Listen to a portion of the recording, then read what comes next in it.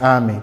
Queridos, tenemos la costumbre, en especial los que nos visitan por primera vez, ¿vale? Para que lo sepan, de en ese momento del culto, de la predicación de la palabra, exponer de una manera secuencial libros enteros o grandes partes de libros de la Biblia por medio de series de predicaciones. Nuestra iglesia está actualmente con una serie llamada Hasta lo último de la tierra, como la historia de cómo los primeros cristianos han cambiado el mundo, que es básicamente una exposición, capítulo tras capítulo, versículo tras versículo, del libro de Hechos de los Apóstoles.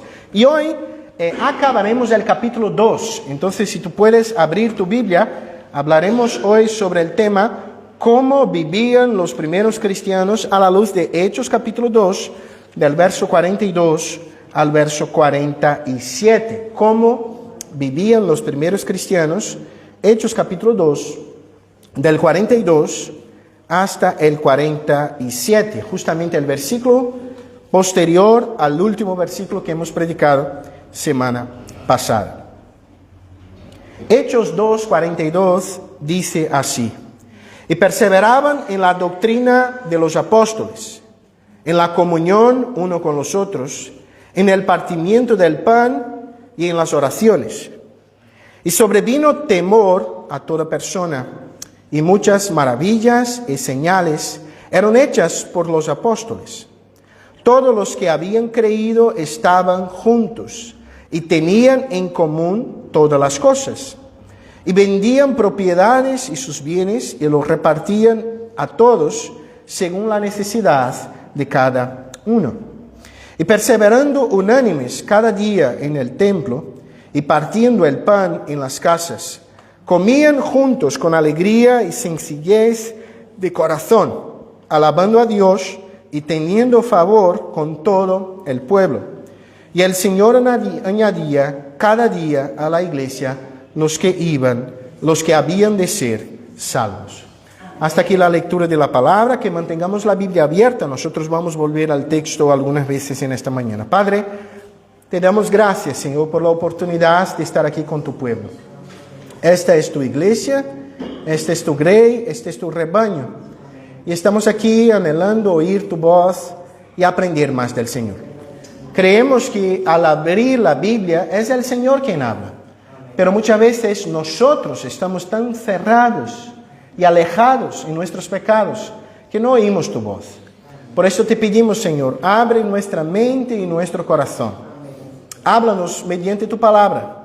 Que yo sea tan solo un instrumento de tu gracia en esta mañana, que predique el texto con fidelidad y que podamos ser edificados por el Señor y aquellos que no te conocen puedan conocerte.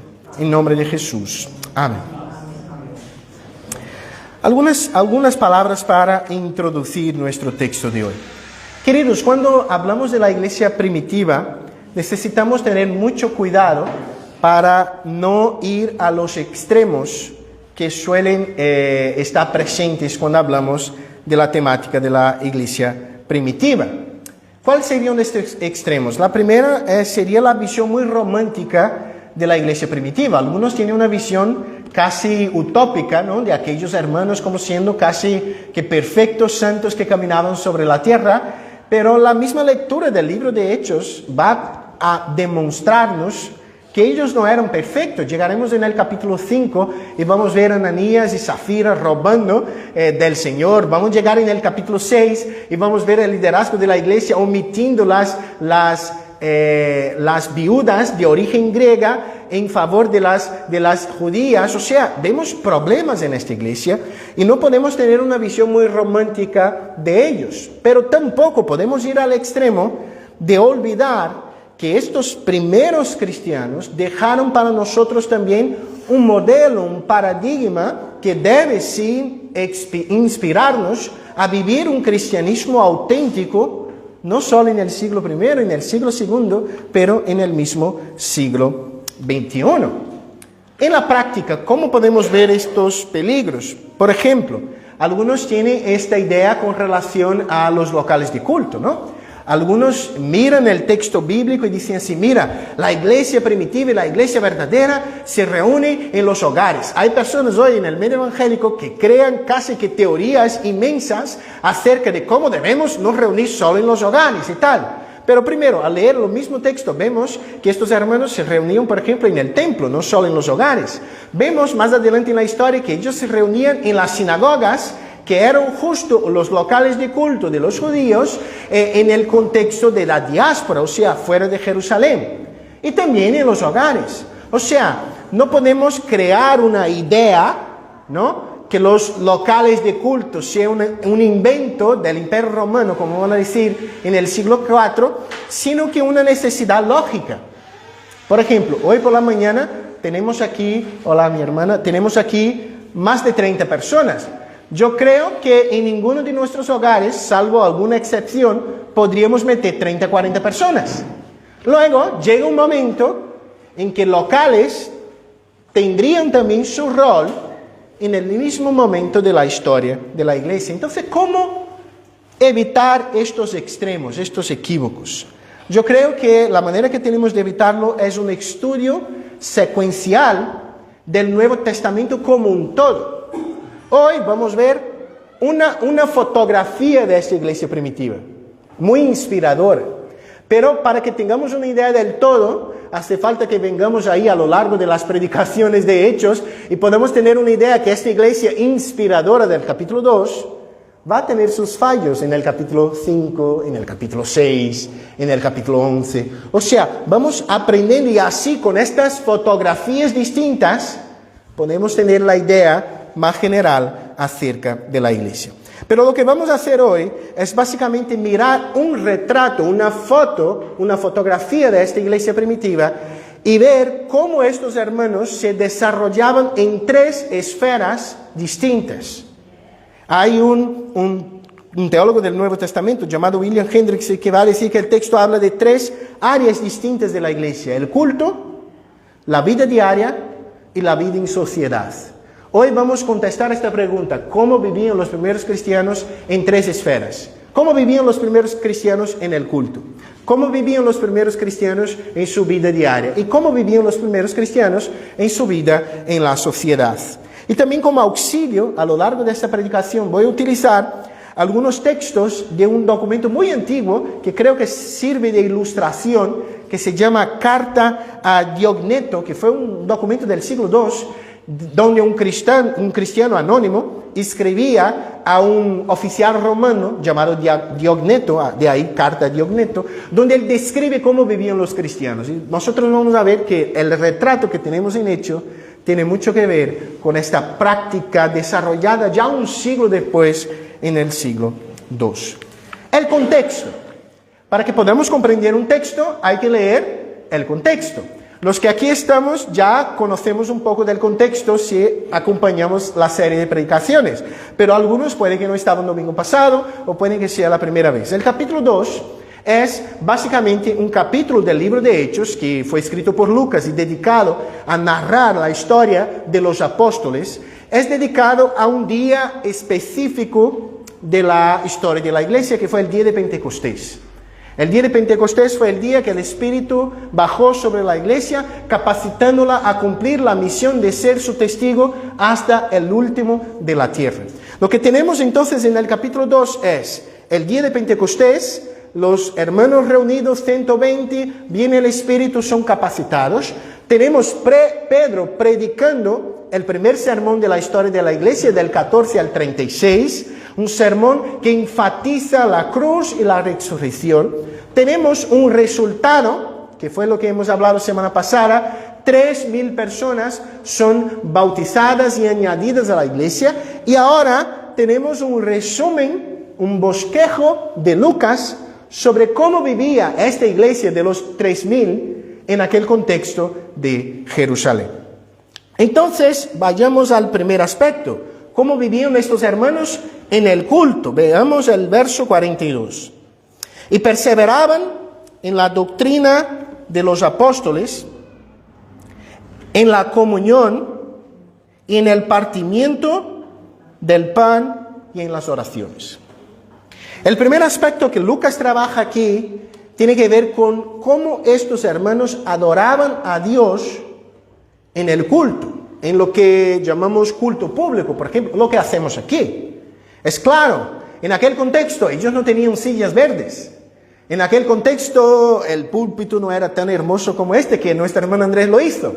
No tenía aire acondicionado, no tenía luces eléctricas, pero ellos tenían principios que conducían esta práctica de culto que creo que nos sirven para nosotros también. La primera cosa que tenemos aquí es algo que ya llama la atención, especialmente a la luz del contexto de nosotros, donde para muchos evangélicos una iglesia llena del Espíritu Santo es una iglesia alejada de la doctrina, de la teología. Es muy común en algunos círculos evangélicos oír la expresión, mira, no, la teología es la letra que mata. El texto que Pablo habla, esto no tiene nada que ver con teología, no tiene nada que ver con doctrina. Porque el texto dice así, y perseveraban en la doctrina de los apóstoles. Entonces, la primera cosa que tenemos aquí, mis hermanos, es que el culto, según la voluntad de Dios, es un culto donde la enseñanza de los apóstoles, que es básicamente un reflejo de la enseñanza de Cristo, es predicada y enseñada con fidelidad. Aquellos hermanos comprendían que el centro de su culto a Dios tenía que ver con oír su voz y la instrucción del Señor por medio de la palabra predicada. En este caso, por medio de los apóstoles, al punto que el texto dice que ellos perseveraban. Era algo que ellos luchaban para mantener. Y me llama la atención, queridos, que esta doctrina está como fundamento de una iglesia llena del Espíritu Santo. Luego, ser lleno del Espíritu Santo no es rechazar la doctrina, sino que abrazarla con santo temor y ponerla en práctica en su vida diaria. Una iglesia sin instrucción no va adelante, porque camina sin saber el camino.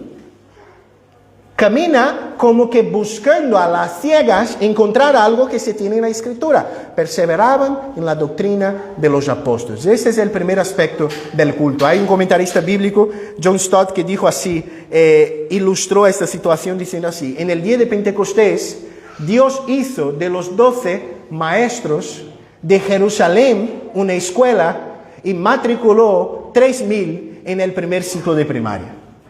Esta semana yo fui a solicitar plaza para mis niñas, para el colegio, hasta esta semana, ¿no? Me fui allí al primer ciclo de primaria. Pues, ¿qué pasó aquí? Fue lo mismo. En el día de Pentecostés, Dios hizo de los 12 maestros de Jerusalén una escuela y matriculó de golpe 3,000 en el primer ciclo de primaria. Ellos necesitaban crecer. Pero el segundo aspecto del culto es que ellos vivían en comunión. El texto dice, y perseveraban en la doctrina de los apóstoles y en la comunión uno con los otros. Queridos, lo que hacemos aquí, lo hacemos en comunidad. Es verdad que podemos adorar a Dios en casa, ¿sí o no? Sí, pero hay un aspecto de la fe que es comunitaria. Hay un aspecto de la fe que necesitamos de otros para desarrollar. El texto dice que el culto al Señor, este culto público, este momento de adoración, es algo comunitario que hacemos en comunión uno con los otros. Queridos, tenemos aquí personas de distintas situaciones, ¿no? Tenemos aquí hermanos de distintas nacionalidades, tenemos aquí hermanos de distintos trasfondos, de distintos niveles intelectuales, de distintos niveles sociales, pero tenemos algo en común que nos une, que es Cristo Jesús, y que nos hace sentar uno al lado del otro y adorar al mismo Dios. Da igual lo que seamos distintos, somos uno en Cristo Jesús. El culto es comunitario. Cuidado con aquella idea muy personalista de nuestro tiempo, ¿no? Tenemos ideas muy personalistas muchas veces. Que adoramos a Dios solo tú y Dios. Es muy común, algunas iglesias más grandes, no es nuestro contexto, somos una iglesia chiquitilla. Además, quien está cantando soy yo, pero es común oír así: mira, hermano, ahora cierra tus ojos y adora al Señor porque estás solo tú con Dios. No, no estoy solo yo con Dios. Estoy yo y 30 más con Dios aquí. Debemos adorar a Dios en comunidad. Ellos estaban unidos por la comunión. Y ahí el texto continúa diciendo: en el partimiento del pan. Aquí en el 42 la idea es distinta del verso 45. El 42 aquí tiene que ver con el sacramento de la Santa Cena. El partir el pan en el sentido de participar del sacramento de la Santa Cena. O sea, hacía parte del culto, como sigue haciendo hasta nuestros días, la celebración del sacramento instituido por Cristo, que era la Santa Cena. Queridos, dejad para hacer esto después, ¿vale? No hace falta que hagamos esto ahora, podemos hacerlo después.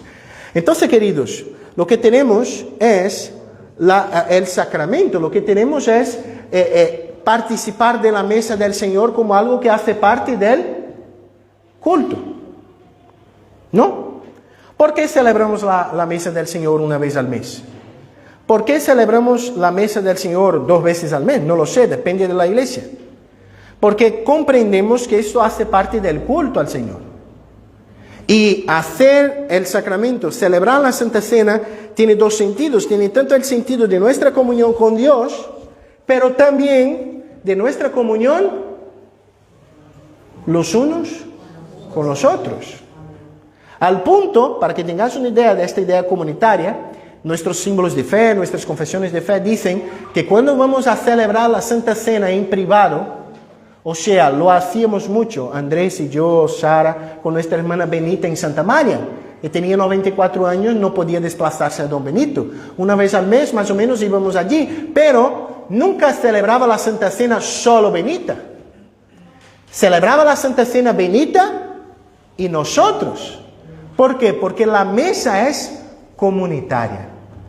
La mesa del Señor no es un despacho con una silla, sino una mesa de comedor, donde tenemos un montón de sillas.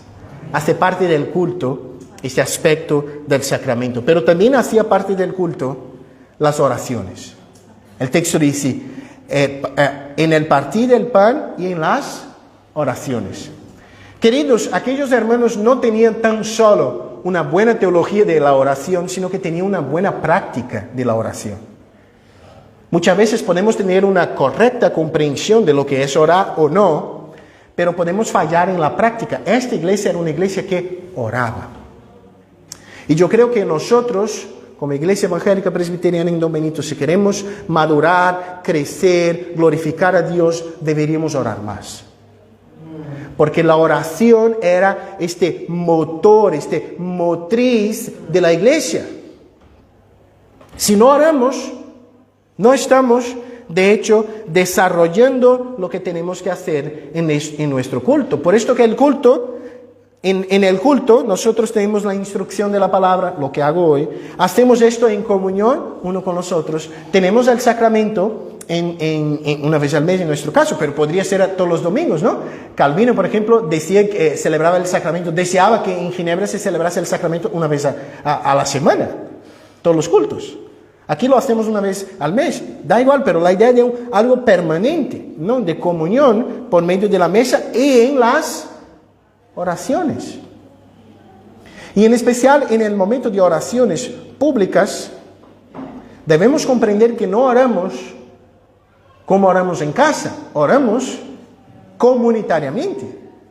Cuando oramos en el culto, oramos en nombre de la iglesia y debemos orar según la palabra del Señor. Algunas implicaciones de esta primera parte del texto. ¿Qué tiene que ver esto conmigo en el siglo XXI? Vale, pastor, esto tenía ahí su sentido para el siglo I, pero ¿y yo que vivo 2000 años después? Primera cosa, como cristianos del siglo XXI debemos celar por la manera como damos culto a nuestro Dios. Esto es muy importante. Hay hermanos hoy en día que creo son piadosos, tienen buenas intenciones, pero ellos piensan que el culto es algo que podemos hacer a nuestra manera. Yo creo que es mejor hacer así. O yo creo que de tal manera es mejor. Pero el culto no es un lugar donde hacemos intentos. El culto es un lugar donde hacemos lo que nos fue revelado por Dios. Por eso que hay determinadas cosas que pueden que sean buenas para mi vida diaria. Pueden que sean buenas para mi edificación privada. Pueden que sean buenas para otro contexto de mi vida, pero para el culto, no, porque el culto tenemos en la Escritura principios que nos conducen. No somos autorizados por la Escritura para adorar a Dios de la manera como imaginamos, según nuestros gustos personales, sino que según la palabra de Dios. Ese es el primer aspecto. Y debemos comprender que todo lo que hacemos aquí, lo hacemos porque la palabra sí lo prescribe y debemos seguir la palabra del Señor. Otra implicación, una iglesia llena del Espíritu Santo es una iglesia que persevera en la doctrina. Saca de tu cabeza, si todavía la tienes idea, de que ser lleno del Espíritu no tiene que ver con conocer la Escritura, con doctrina, con enseñanza, porque la Biblia dice que las dos cosas están de manos dadas. Un creyente lleno del Espíritu es un creyente que tiene sed y hambre de la palabra y busca conocer la Escritura revelada por Dios. Ser espiritual no implica en rechazar la doctrina, de todo el contrario. Ser espiritual tiene que ver con abrazar la sana doctrina y vivirla en su día a día. Otra cosa, en la iglesia no adoramos a Dios solos, sino que en comunidad. Mucho cuidado, queridos, con esta idea. Yo estoy solo. A mí me gusta hacer de tal manera. Sí, pero no estoy aquí solo. Estoy aquí en comunidad. Debemos comprender que adoramos a Dios en comunidad. Y esto es muy importante, queridos, hasta en el sentido de la diversidad de generaciones, por ejemplo, ¿no? Hay ministerios muchas veces que se focalizan en determinados grupos etarios, por ejemplo. Es una iglesia de jóvenes. O entonces, en determinado grupo étnico. Es una iglesia de brasileños. Pero la iglesia no es de un grupo étnico. La iglesia no puede ser de una sola franja etaria. La iglesia es comunitaria. La iglesia es diversa, pero una. Pero la unidad está en Cristo.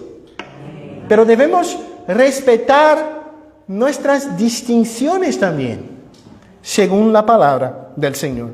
Queridos, la mesa del Señor es la expresión máxima de la comunión con Dios y uno con los otros. Y debemos llevar en serio lo que hacemos aquí.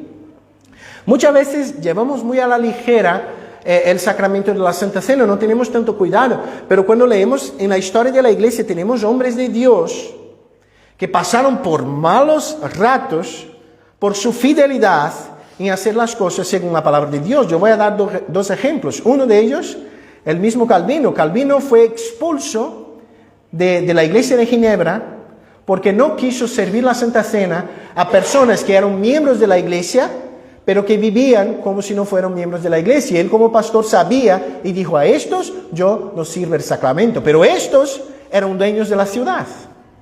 Y estos han dicho: entonces, búscate lo tuyo.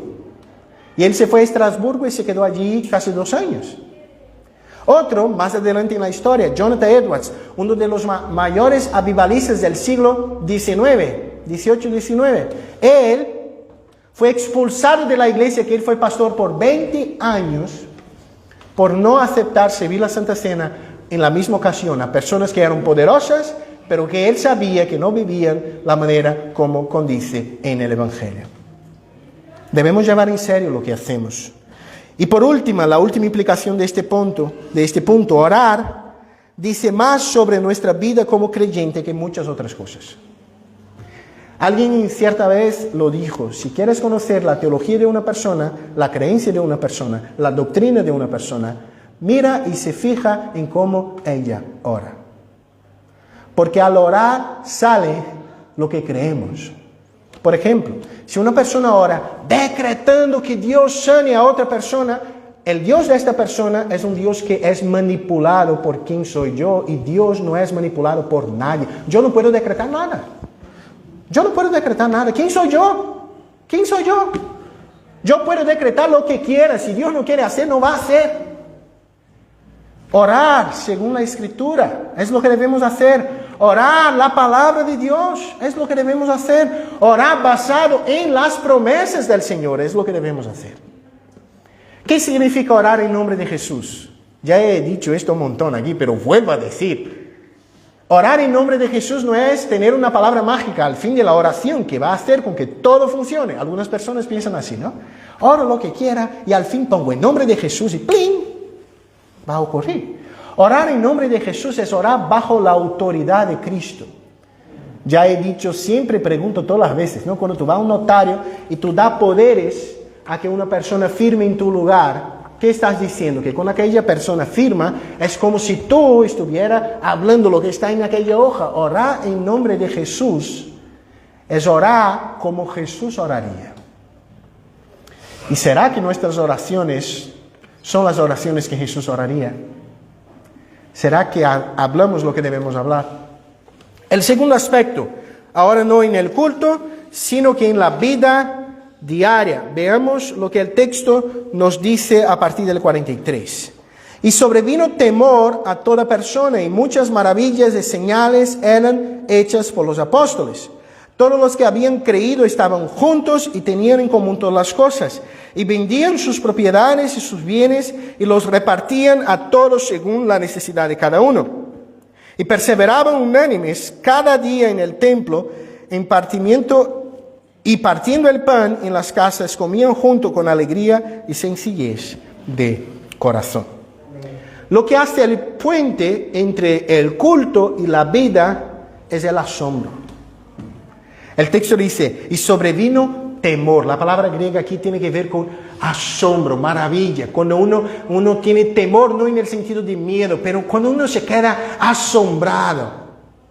Es el asombro que tenemos por Dios. Es el asombro que tenemos por Dios que nos lleva a vivir de lunes a sábado para la gloria de Dios.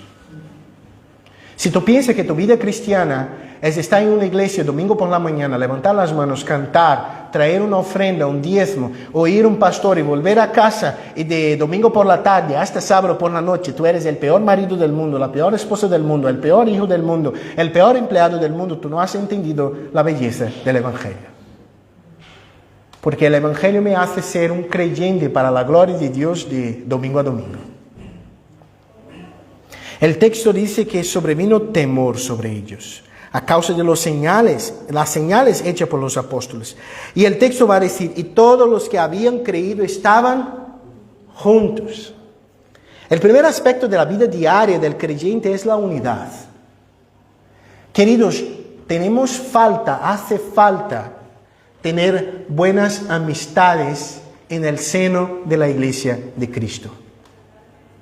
Si no tenemos relacionamientos santos, no vamos a crecer en madurez en el Señor. Tenemos que tener comunión uno con los otros que va más allá del domingo.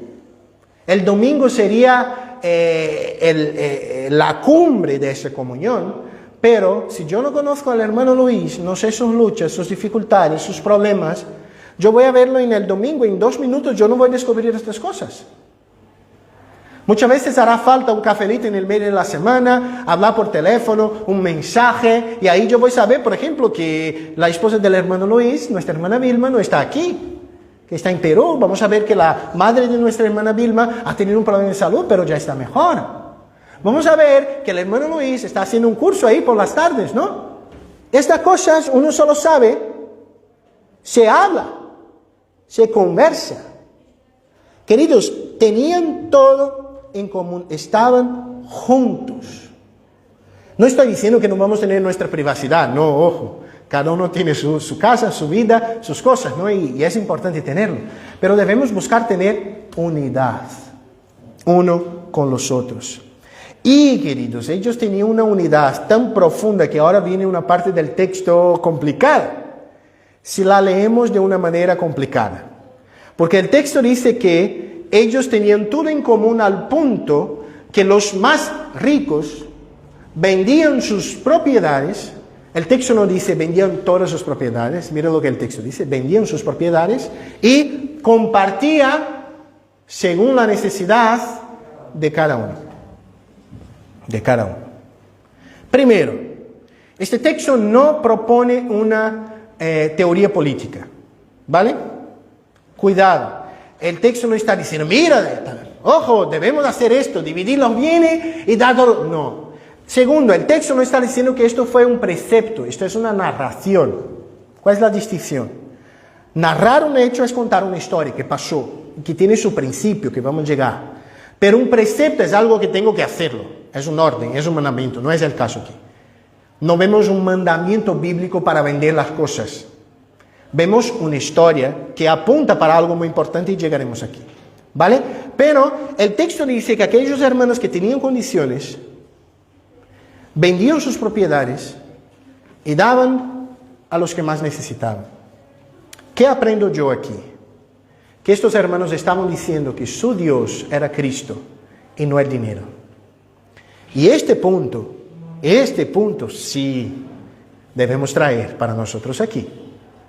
Porque hay muchos creyentes que hacen del dinero su dueño, su Dios personal.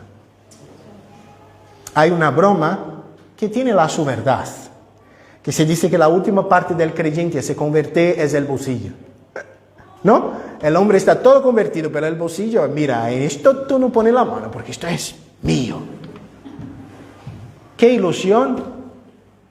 Lo que tengo en mis bolsillos fue el Señor que ha dado. ¿Cuántos de nosotros ya no han tenido la experiencia de hoy tener todo, mañana no tener nada? Yo conozco aquí a algunos hermanos que han tenido empresas, que al fin fueron liados, traicionados en algunos contextos y se quedaron sin nada. Sin nada. Si mi Dios es el dinero, yo me desespero y si yo no soy creyente, yo llego a consecuencias terribles como querer quitar mi vida. Todos sabéis, ¿no? En el periodo de la pandemia, aquí mismo en Don Benito, se ocultaban un poco las informaciones, pero han tenido muchos empresarios que al ver su tienda cerrada por 2 o 3 meses, se quedaron desesperados, se quitaron la vida. Queridos, nuestro Dios no es el dinero. Luego, debemos ser mayordomos de lo que el Señor nos da. Y una cosa que yo he aprendido en mi vida cristiana es que aquellos que son más generosos acaban disfrutando mucho más de la bendición de Dios que aquellos que intentan con todas sus fuerzas mantener lo suyo. Yo soy fruto de personas que me han ayudado ahí a lo largo de la historia, personas que me han apoyado y personas que nos apoyan hasta hoy, ¿no? ¿Sabéis? Yo soy misionero aquí en España. Nuestra iglesia no tendría condiciones no tiene todavía de sostener un pastor en tiempo integral. Es imposible. Pero hay personas desde Brasil, iglesias y personas que me mantienen aquí. Porque para estas personas, su Dios no es el dinero. Su Dios es Cristo. Debemos poner esto en práctica también como creyentes. La manera como nos relacionamos con lo que ganamos indica en qué creemos. Y ojo, cuidado, porque puede que pase en la cabeza, mira, es porque yo no tengo. Los otros ahí que tienen deberían hacerlo. Pero ¿sabe lo que dice la palabra? Si yo no soy fiel en el poco, yo no voy a ser fiel en el mucho. Hablamos mucho de esto en la mesa administrativa, ¿no? Somos una iglesia pequeña, no tenemos muchas condiciones. Pero siempre hablamos, si no somos fieles ahora, no vamos a ser fieles cuando Dios en su gracia llenarnos y tenemos ahí 100, 100 y pico y ya tenemos condiciones de mantener un pastor nacional y todo eso. Si no somos fieles ahora, no vamos a ser fieles mañana. Y el texto continúa diciendo, y perseveraban unánimes cada día en el templo. Ellos iban al templo, al patio externo del templo, a alabar, orar y aprender de la palabra todos los días. Esto indica algo. Querido, si tú lees tu Biblia domingo solo, Tú no vas a crecer en la fe. Tú no vas a madurar. ¿Quién come una vez a la semana? Yo no, gracias a Dios. Solo el domingo como 3. Cuando no tengo ahí por la tarde, antes que las niñas se despierten de la siesta, una palomita para alegrar el día, ¿no? Nadie come una vez al mes. Nadie come una vez a la semana, pero en nuestra vida cristiana queremos hacer, ¿eh? Yo como en el domingo. Pero yo tengo la costumbre de decir así: el domingo es aquel banquete que tiene la comida distinta. Nadie come el chuletón todos los días. Yo por lo menos no lo como, por desgracia. El chuletón es un día especial, ¿no? Vale, pero todos los días como ahí mis lentejas con garbanzo, en el caso de brasileño, mi arroz con frijoles y tal, y voy a comiendo todos los días de la semana, ¿no? El domingo es el banquete, pero nadie vive de banquetes. Si tú no lees tu Biblia todos los días, si tú no vas para el pan, la lenteja y el garbanzo todos los días. Perseveraban unánimes todos los días en el templo y también partían el pan en casa y comían juntos. Esto indica intimidad. No sentar a la mesa es tener comunión, tener intimidad. ¿Será que tenemos intimidad uno con los otros? Eso es muy importante. A mí me encanta cuando yo, por ejemplo, viernes me fui a ver si encontraba algo de ropa para las niñas, que estas niñas crecen muy rápido y la ropa se pierde. Y he encontrado 2 hermanas en la iglesia.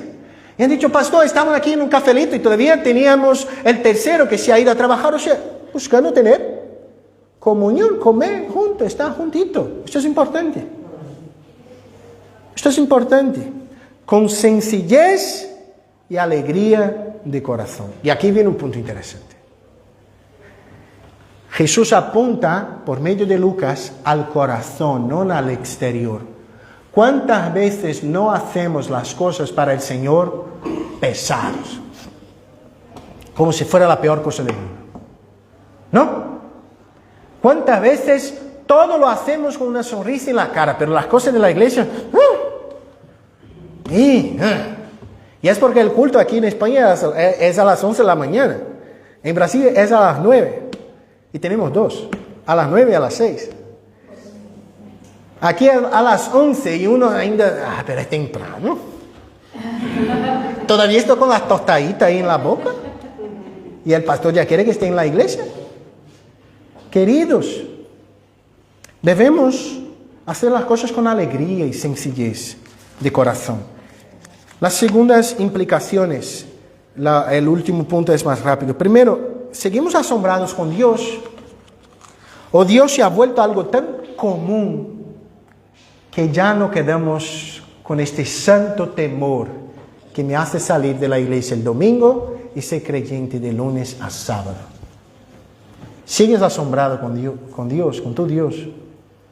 Dios es para ti algo que te llama la atención. O Dios ya ha vuelto para ti normal, común y por desgracia banal. Para muchos Dios es simplemente algo que Él tiene en su agenda. Pero Dios nunca es algo que tenemos en la agenda. O Dios es nuestro todo o Él no es nada. Seguimos asombrados con Dios. Otra cosa, nuestra creencia en Cristo y en la palabra transforma nuestra vida diaria, incluso la manera como nos relacionamos con nuestro dinero. ¿Será que nuestra vida financiera glorifica a Dios? ¿Será que honramos a Dios con lo que Él nos ha dado? ¿Será que somos buenos mayordomos de lo que el Señor nos ha dado? Y lo bueno de predicar secuencialmente es que el pastor se queda tranquilo de hablar. Porque si uno piensa, este pastor solo habla de esto, pregunta a cualquier de esta iglesia que sabe que yo casi nunca hablo de esto. Estoy hablando de esto porque el texto de hoy habla de esto. Porque yo creo que cada creyente debe tener la conciencia de hacerlo según la voluntad de Dios. Y a mí me gusta siempre cuando Andrés, Juan Diego, Luis, Richard o quien está conduciendo el culto, siempre que llega el momento del diezmo y de la ofrenda, dice así: esto es parte de nuestro culto. Esto, adoramos a Dios por medio de esto. ¿Será que tenemos esta conciencia? Esto es mi adoración al Señor. Y lo hago para la gloria del Señor. Otro aspecto, querido. La vida cristiana es una vida de perseverancia. Muchos piensan que la vida cristiana será siempre tranquila, que uno va a despertarse todas las mañanas con el deseo y el anhelo de hacer las cosas que el Señor nos ha ordenado. Pero todos sabemos que no es así.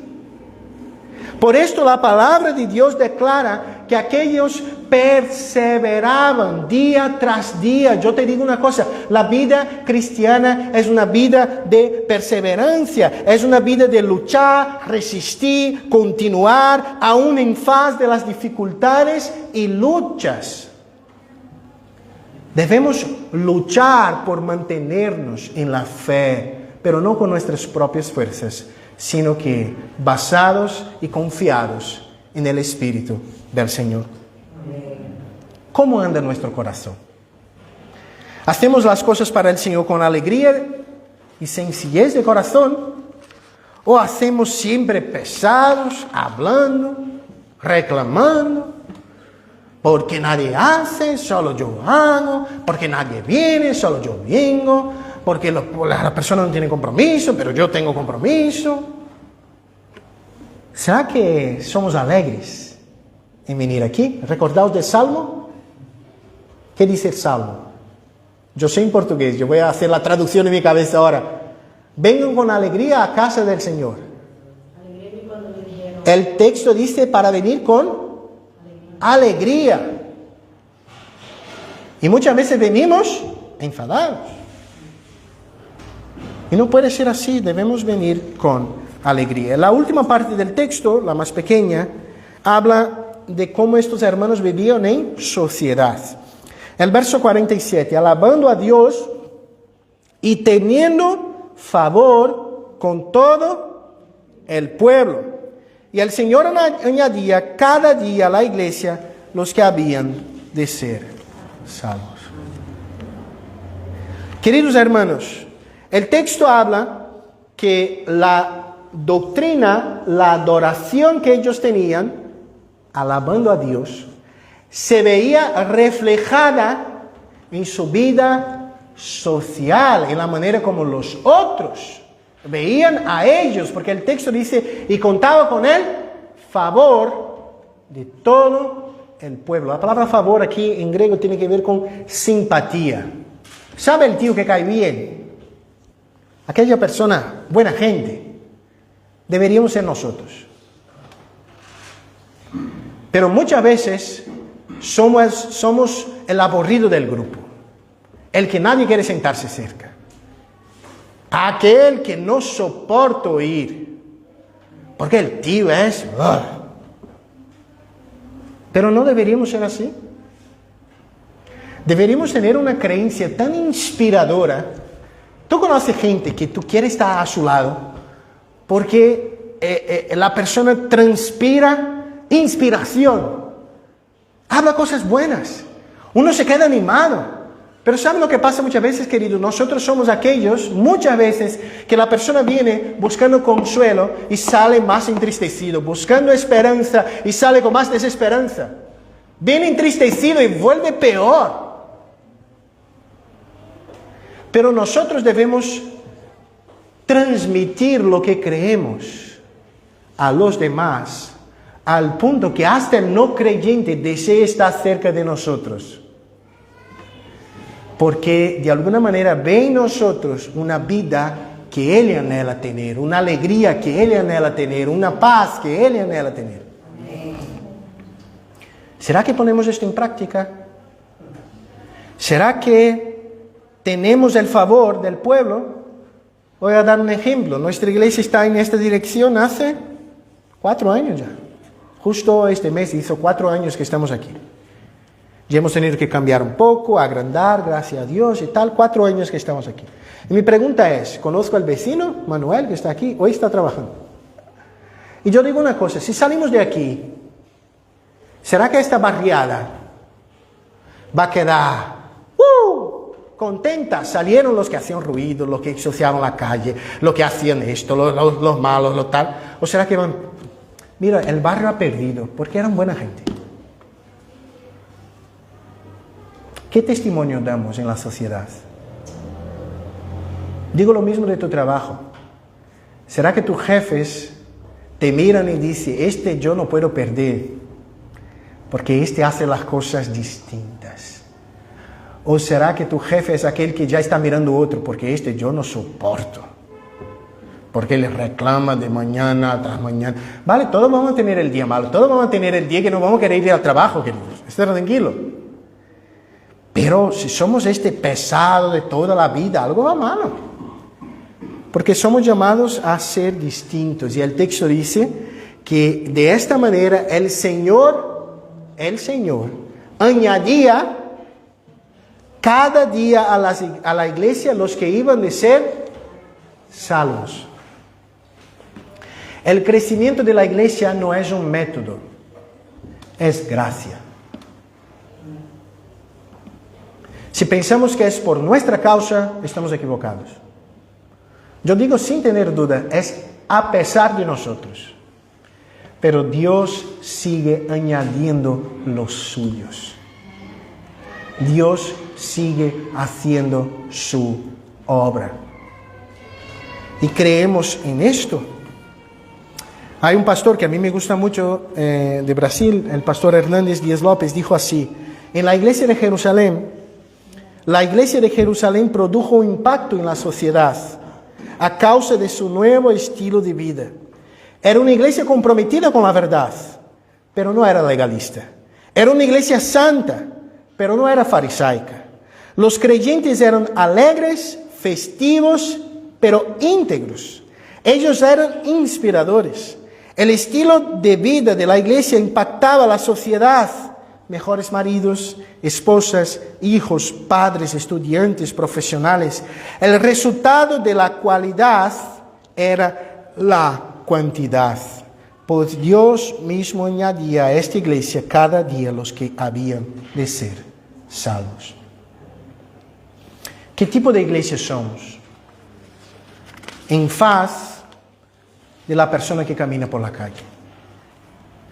En la carta que dijo al principio, la carta a Diagneto dijo así, acerca de los cristianos del siglo II. Ellos viven en ciudades griegas y bárbaras, según les cupo en suerte.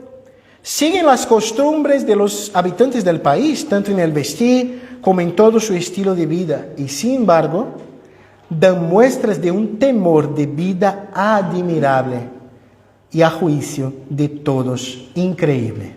Habitan en su propia patria, pero como forasteros. Toman parte en todo como ciudadanos, pero lo soportan todo como extranjeros. Toda tierra extraña es patria para ellos, pero están en toda patria como en tierra extraña. Las últimas implicaciones. ¿Será que somos una iglesia que produce un impacto en la sociedad? ¿O será que no conseguimos entablar una conversación sobre temas normales de la vida? Yo te digo una cosa, si tú estás hablando con una persona que no es creyente y eres capaz de demostrar a ella que tú eres una persona, entre comillas, normal, esta persona no te va a oír. Pero tú tienes que mostrar que es distinta. No porque eres una repetición del mismo tema, sino porque tú consigues hablar de todos los temas y de alguna manera anclarlos en el verdadero tema, que es el Evangelio. Lo mismo es válido para nosotros como creyentes. ¿Será que somos aquel que contamos con el favor de aquellos que viven a nuestro alrededor o somos el insoportable del grupo? Aquí nadie quiere entablar conversación, no a causa de nuestra fidelidad a Cristo, ¿vale? Algunas veces vamos a ser rechazados por amor a Cristo, pero otras veces vamos a ser rechazados porque somos. Yo creo que no deberíamos serlo. El crecimiento de la iglesia anhelado por cada creyente es fruto de la acción de Dios. Nunca olvidemos de este tema. Estamos viviendo un buen momento en nuestra iglesia, ¿no? Tenemos allí una clase con niños, aquí otra clase con niños, tenemos un buen grupo aquí. Pero ¿sabe qué es esto? Esto es gracia del Señor. Esto es obrar del Señor. No es del pastor, no es de la mesa administrativa, no es de la denominación, es del Señor. Creo sí que debemos ser fieles y hacer las cosas bien, sí que creo. Pero creo que es gracia sobre gracia lo que hace su iglesia avanzar. Concluyendo, querido, hemos reflexionado hoy sobre cómo vivían los creyentes del siglo I. Pero me gustaría concluir preguntándonos y llevándonos a reflexionar sobre cómo vivimos nosotros, cristianos del siglo XXI. ¿Será que nuestro culto, fue la primera área, ¿no?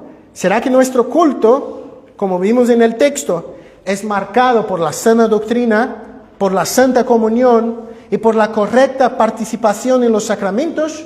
¿O pensamos en el culto como algo que debe ser hecho a nuestra manera, según nuestros gustos y según nuestros ideales? Yo creo que la iglesia del siglo XXI muchas veces busca hacer las cosas más según sus gustos que según el gusto del Señor. Más según su manera de mirar las cosas y no según la manera del Señor de mirar las cosas. ¿Será que vivimos en una vida diaria, la segunda parte, como creyentes del siglo XXI, una vida diaria de adoración, comunión mutua y de perseverancia? ¿O como hemos visto en el texto, o vivimos una vida religiosa los domingos y una vida, entre comillas, pagana de lunes a sábado, que nada tiene que ver con lo que hago a los domingos? Queridos, el culto debe ser una extensión de lo que somos a lo largo de la semana. ¿Será que somos aquellos que en faz de la primera dificultad tiramos la toalla? ¿O somos, como hemos visto en el texto, los que perseveran? Perseverar. Debemos hacerlo. ¿Será que vivimos una vida íntegra en la sociedad? Vidas ejemplares. No por nuestro propio mérito y esfuerzo, sino porque buscamos en Dios fuerzas y deseamos más que todo vivir una vida digna del Señor. ¿O somos los peores ciudadanos? Maridos, esposas, hijos, padres y empleados. ¿Quién somos nosotros? ¿Será que somos nosotros los que cuidan de las calles o somos de los que tiran la basura en la calle? ¿Somos aquellos que somos los buenos maridos o somos aquellos que la esposa sufre callada porque el marido que ella tiene en la iglesia a los domingos no es el marido que ella tiene de lunes a sábado en casa? Si es este el caso, esto es hipocresía. Y del Señor nadie escapa. Del Señor nadie escapa. Queridos, para finalizar, en este documento, la carta a Diogneto, el autor dice así acerca de los cristianos. Y yo quería acabar con esta cita haciendo un puente hacia nosotros. Ellos viven en la carne, pero no según la carne. Viven en la tierra, pero su ciudadanía está en el cielo. Obedecen las leyes establecidas y con su modo de vivir superan estas leyes. El creyente no debería hacer solo lo que le pide el Estado, por ejemplo. Deberíamos ir más allá. Que podamos vivir un cristianismo verdadero, genuino y revolucionario en el culto, en la vida diaria y en la sociedad. Padre, te doy gracias por tu palabra. Te pido, Señor, que tú puedas bendecirnos y cuidarnos. Y haga de nosotros, Padre, una iglesia según tu corazón, una iglesia que adora al Señor en el culto de la manera como el Señor mismo ha determinado, que vive en su vida diaria este cristianismo que aprendemos de la Escritura, pero que refleja en la sociedad nuestra fe en el Señor. Te pedimos esto en el nombre de Cristo. Amén.